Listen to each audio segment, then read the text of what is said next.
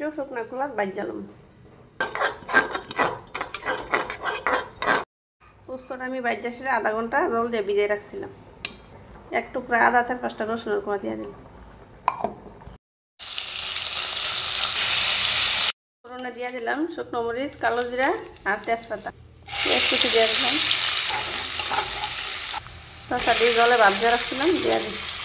4-5টা কাঁচামরিচ চিরা দিয়ে দিলাম। সামান্য একটু হলুদের গুঁড়া দিলাম। স্বাদ মতো নুন দিয়ে দিলাম। পোস্ত আদা রসুনের যে পেস্টটা করে রাখছিলাম এটা দিয়ে দিলাম।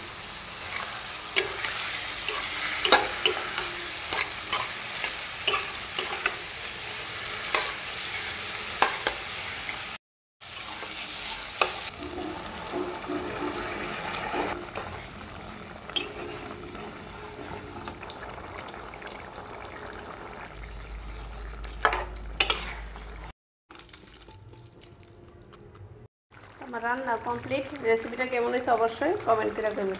ভালো লাগলে লাইক কমেন্ট শেয়ার করে আমার পাশে থাকবেন। ধন্যবাদ।